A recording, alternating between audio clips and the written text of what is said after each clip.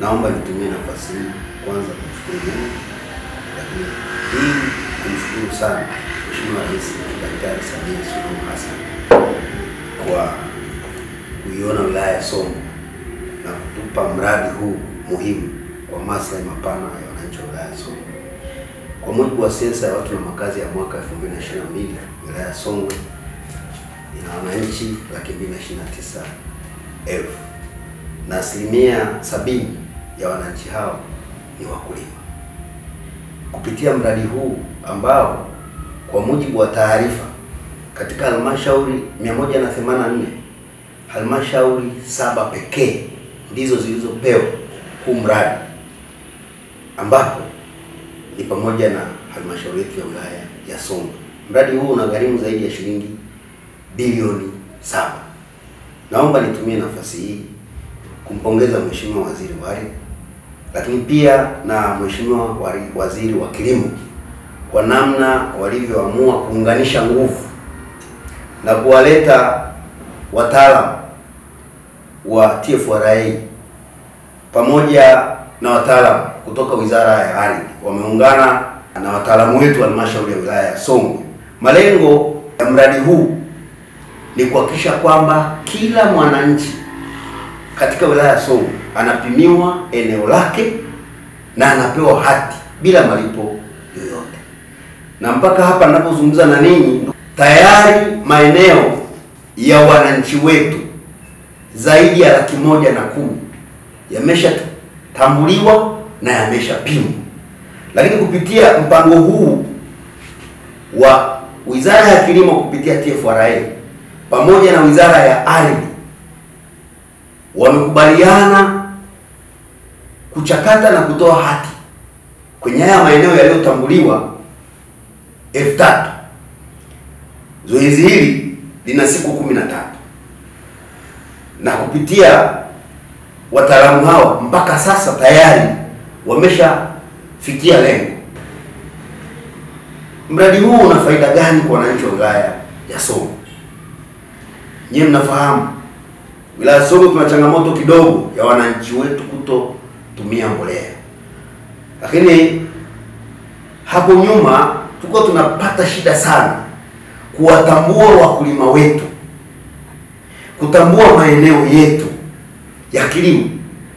Lakini kupitia mpango huu tayari tumeshabaini tuna maeneo mangapi ya kilimo, na katika maeneo hayo ni wapi panafaa kwa ajili ya kilimo cha tumbaku, kilimo cha ufuta pamoja na mazao mengine ya chakula mchanganyiko. Lakini mbali na hayo, inatusaidia kupitia ndugu zetu wa TFRA, mamlaka ya mbolea Tanzania, kupata takwimu sahihi za wakulima, jambo ambalo sasa litatusaidia kwa misimu ijayo ya kilimo kujua kwamba Songwe tunapaswa kupeleka mbolea kwa ajili ya kilimo cha tumbaku kiasi gani, tani ngapi, pamoja na mazao mengine yanayolimwa, mahindi, maharage na kadhalika. Katika mwaka 2022 hadi mwaka 2023 wilaya ya Songwe tumetoa mbolea tani 216. Mwaka wa kilimo 2023-2024 tulitoa tani 307. Lakini mwaka 2024 hadi mwaka 2025 tumeletewa zaidi ya tani 600. Maana yake ni nini? Tumeendelea kutoa elimu kwa wananchi wetu, hususan wakulima, juu ya umuhimu wa kutumia mbolea, jambo ambalo mkiangalia trend kutoka mwaka 2022, 2023, 2023, 2024, 2025 tumeendelea kupanda. Lakini kubwa kuliko yote, mtakumbuka huko nyuma wakulima wa tumbaku walikuwa hawapati ruzuku. Lakini kupitia rais wetu, kupitia Wizara ya Kilimo, ameendelea kuangalia wakulima wa tumbaku na kuanza kuwapa mbolea ya ruzuku, jambo ambalo limetusaidia sana wananchi wa wilaya ya Songwe. Ninapozungumza na ninyi katika kilimo cha tumbaku, mwaka wa kilimo uliopita tulipata kilo 1,700,000, lakini tulifanikiwa kupitia mauzo ya tumbaku tukapata zaidi ya milioni 327 mapato ya halmashauri ya wilaya ya Songwe. Kupitia mpango huu sasa ambao utawasaidia ndugu zetu wa TFRA kubaini maeneo ambayo yanahitaji matumizi ya mbolea katika wilaya yetu ya Songwe, lakini pili, mpango ambao sasa utatusaidia kujua idadi ya wakulima wetu na mahitaji yao ya mbolea.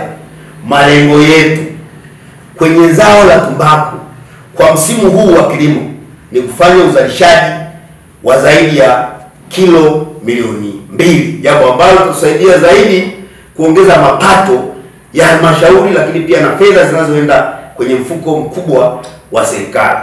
Lakini mbali na hilo, sisi tunalima ufuta sana katika wilaya yetu ya Songwe.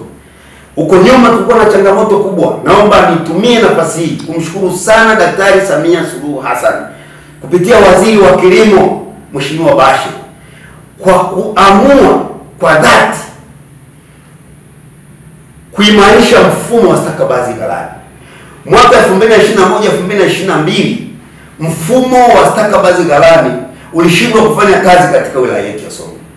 Lakini mwaka 2022-2023 mfumo wa stakabadhi ghalani ulianza kufanya kazi katika wilaya yetu ya Songwe. Kwa nini?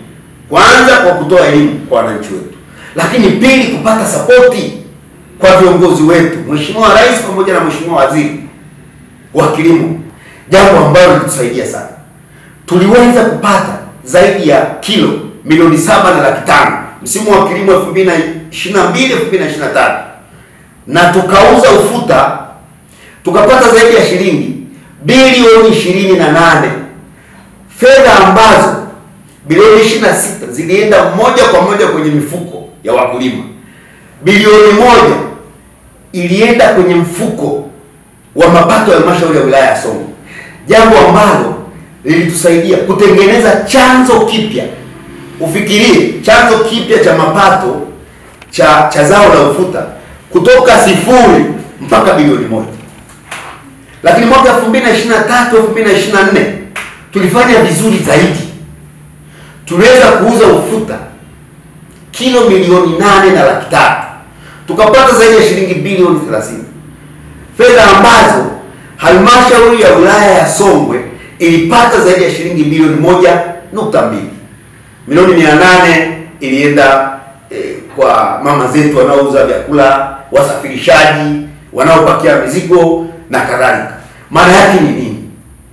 Kama tuliweza kufanya vizuri kwa kiwango hiki kupitia mpango huu, sasa nina matumaini makubwa sana kwamba mwaka wa kilimo huu kwenye zao la ufuta ambapo tunatarajia kuanza mavuno mwezi huu, tutafanya vizuri zaidi, sambamba na kwenye zao la tumbaku pamoja na mazao mengine mchanganyiko. Lakini mwisho, kwa umuhimu, naomba nitumie nafasi hii tena kumshukuru sana Daktari Samia Suluhu Hassan, kwa sababu kwa kuletewa mpango huu sasa tunaenda kumaliza migogoro ya ardhi katika wilaya yetu ya Songwe. Kwa sababu nyewe mnafahamu katika maeneo mengi katika nchi yetu kuna migogoro mengi ya wakulima na wafugaji, hususan kwenye wilaya yetu ya Songwe. Tumeendelea kumsaidia Daktari Samia Suluhu Hassan kutatua migogoro mara kwa mara. Sababu kubwa ni watu kukosa ownership ya maeneo yao, lakini kupitia mpango huu sasa unatusaidia kuainisha maeneo ya hifadhi, maeneo ya hifadhi za vijiji, mapori tengefu kwa ajili ya wawekezaji wetu, maeneo ya kilimo, maeneo ya wafugaji, maeneo ya uvuvi na kadhalika. Na tunatarajia kupata zaidi ya hati 63,000 mara baada ya kukamilika kwa mpango huu. Naomba nitumie nafasi hii tena kumshukuru sana Daktari Samia Suluhu Hassan, Rais wa Jamhuri ya Muungano wa Tanzania, kwa kutuletea mpango huu ambao unagharimu zaidi ya shilingi bilioni 7. Lakini pia naomba nimpongeze Mheshimiwa Waziri wa Kilimo pamoja na timu yake. Naomba pia nimpongeze Mheshimiwa Waziri wa Ardhi pamoja na timu yake. Lakini kubwa kuliko yote, wataalamu wangu wa halmashauri kupitia mkurugenzi mtendaji, viongozi wenzangu wa wilaya ya Songwe, Mheshimiwa mwenyekiti wa halmashauri, Mheshimiwa mbunge, katibu tawala wa wilaya pamoja na wataalamu wote wa halmashauri ambao kwa kweli tumeshikamana toka mwanzo wa mradi na hata sasa tunapoenda kuhitimisha mradi. Lakini tumeletewa vishikwambi 43. Kwa sababu ili jambo hili liwe endelevu, ni lazima tuwajengee uwezo wataalamu wa halmashauri. Tusiwategemee tena viongozi wetu kutoka wizarani, kutoka Dodoma kuja hapa. Lazima tuwe na ownership ya mradi. Kwa kuliona hilo, wametuletea vishikwambi 43.